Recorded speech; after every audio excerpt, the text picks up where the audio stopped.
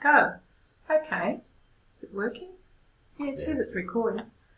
We'll have that in the thing, won't we? So, welcome everyone for MGT549, Toxic Leadership. I know you've really been enjoying this semester because it's been a fabulous topic, Russell. Russell Roberts is the person who wrote this, and you saw him on an interview at the beginning of the subject. Just pulled Russell back in to give us an idea of the assessment task and also to focus on what the decision algorithm is. So I'll hand over to you, Russell. Well, I think I apologise for those using 3 or 4 long words in the one task, but essentially a decisional algorithm is just a set of processes or rules that you would use to help inform making a decision. So that can take all sorts of forms, and that's why it's been a little bit ambiguous, and that's probably some of the created some of the ambiguity around it. But I think deliberately so. This you nasty thing. That's very toxic. No, it's very healthy. Wrestling with something is a really important part of learning.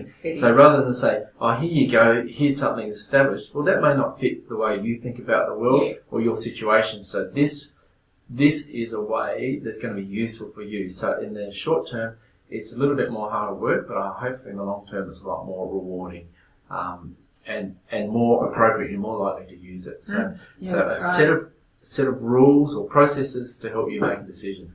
Now that can take all sorts of forms. It can be a sort of a yes/no thing, or so for example, it might be, is it raining?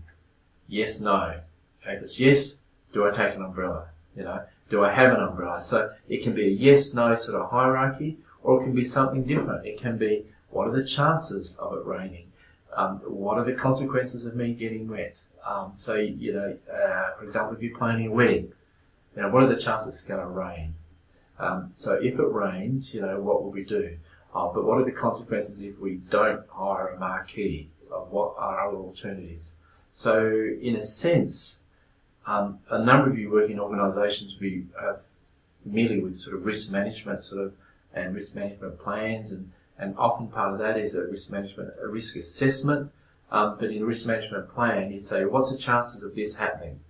So you'd have high, medium, low, or whatever? Exactly, high, medium, and low. And then as part of normally risk management plan, you say, well, what are the mitigating mechanisms we can put in place? Yes. So it might be a high chance that this will happen, but and then after that, what's the effectiveness of the mitigation? And what's it going to be high, medium, low? And it could be the other thing too. It could be a low chance of it happening, but it could be a high risk. Exactly. And then the other part of that risk management plan, what are the consequences? Yeah. And they can be minor, major, catastrophic. So in a sense, now I'm giving you far too much information, but in a sense that. I like that information. So do I. A risk management is essentially a decisional algorithm. It is. So you've got, what are the chances, high, medium, and low? What are the consequences? Catastrophic, minor, severe, or whatever. And what about the mitigations? What's available? And what's their effectiveness, high, medium, and low? Yeah. So you could use something like that, but you don't have to. No. And I think around this, and really the whole point of this is that responding to toxic situations, particularly toxic leaders, is full of risk. And it's full of reward. And through the course, you might have seen a few, senior police officers who've done something that's ruined their career and they've never recovered. There's someone else where it's been a major impact on their career, major impacts on their life, but they actually are glad that they did it. Yes. And these are the questions that only you can answer.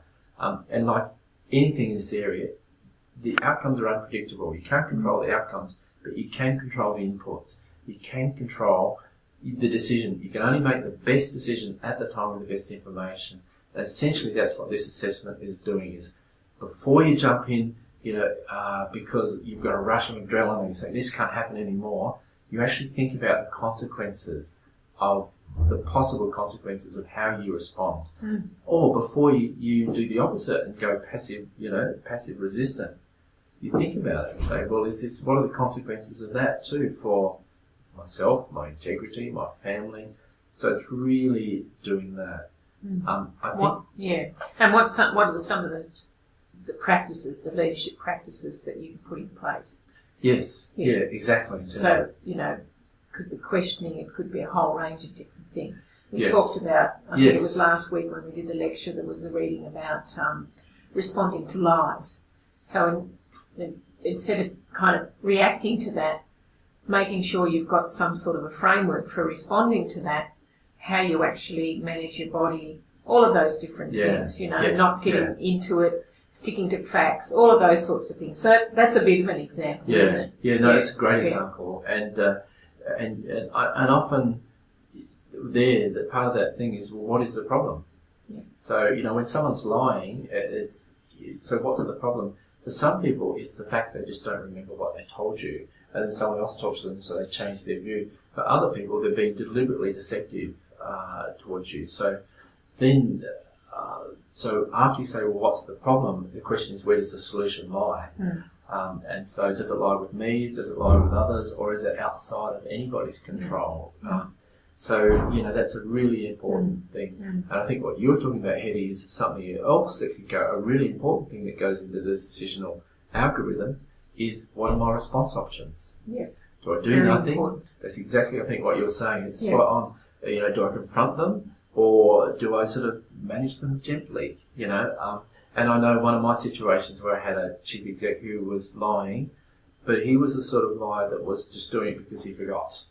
And so you learn to manage, and then, straight after you clarify. So he was covering his tracks. Well, no, he'd just be in a certain framework. Yeah, that's a good idea, let's do that. Yes, we'll do that. But then a few weeks down the track, he talked to someone else, and then he'd forgotten that he said it, and he committed something else. Yeah. So for that workaround, it was pretty, lovely. One of the best chief execs I had, lovely guy. This is just one of his weaknesses. It wasn't, And so I managed it by saying, subsequent to this meeting, we agreed that we do this and this and this. So you get a written record of his commitments before he forgot them a week later, which we always would. And then as soon as you've got that, then you send through a brief, getting the money approved for that particular project before he forgot it and before he spoke to the next one. Yeah. So, that's very different responding to someone who is of good heart and good intent to someone who's toxic. But that's also toxic to an organisation, someone who promises to do this, this and this, and then nothing happens.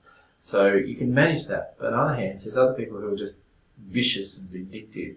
You'd handle them quite differently. So once again, on your algorithm, the response options of, what response A, B, C, and D, and you can sort of weigh that. And it has to align with who you are as well. So we through the subject, we've talked about authenticity and trust and the different values that people have, the different virtues, and we looked at that ethical framework, which is, you look at your purpose, your values, your virtues, and what your practice is. So it has to align with those three areas too. Yeah. Because some people's response plan would be different from another person's. Yeah, absolutely. Yeah. That's so it has to be, because that comes back to the ethics as well. Yeah, and that's spot on. Everyone has a different set of values and circumstances, and they're not right or wrong, they're just different. And that's the other part of that algorithm in terms of saying, what do you value? Where are your values? Yes. Is it your integrity first, and your family second, and your career and financial last? Or is it you're maintaining your mortgage first, and your car loan first, your family second, and, so... Because we have talked about that too, when you talk about your mortgage and all of those things. Yeah. We've talked on the discussion forums and that about people who are in really bad situations, and others have said, they just left. And others have said, well, I can't leave, I haven't got the luxury. So you have to look at other ways. And that's all different, and it's all completely legitimate. Yeah. So I think that's a really important aspect to work with. And there's also the pragmatics. If someone's early on in their career, very aspirational, you might not want to jeopardise your career, so you might just hold your fire and maybe just look for another position as soon as it comes up. But if you're not at the end of your career, and you're about to retire, and your super and your retirement funds all guaranteed, you might say, no, this is too important. My career is pretty well over. I'm about to retire. I'm going to make a difference. I'm going to cop it. But the consequences are not bad, because I'll be retired soon. But I'm doing this for the benefit of my fellow colleagues or for the service recipients to make the system better. I'm going to cop a hit, but I can. Whereas if you're in the first years and you're just emerging as a leader, you probably would think differently about copying a big hit that will put you back. And so all of these things that, the pragmatic, which is legitimate, you need to look after yourself and sometimes say, well, do I hold on and lose this battle so that I can survive and fight the war in the next 2 or 3 years. I can win the battle but be destroyed individually. Exactly. And I've got to say that's very common. So this is probably, I think, one of the most important assignments that you do in your career, because it could save your career. You make a bad decision here, it could devastate you. But on the other hand, you make a tough decision here, it can fundamentally reform and change practice and make a huge difference to your area of work. So it's full of risk, potentially, but it's also... So you have to look at the potential gains and the potential risks. It's full of reward as well, in sorts of situations, because it matters. That's why it's toxic. Yeah. Okay. Thank you, Russell. I've just realised that we're going to be very small on that screen because I've captured it in a funny way. We're just learning how to use all this technology, students, but that's okay. Probably a good thing. Yes, it is good, isn't it, that we're smaller than bigger? Okay, larger than life. Thank you, Russell. Thank you for coming down and doing this extra little thing, and I'm sure the students are going to love it. It's my pleasure, and I hope you really embrace this and enjoy the assignment. Yeah, I enjoy marking it. I can tell you that. I'm just going to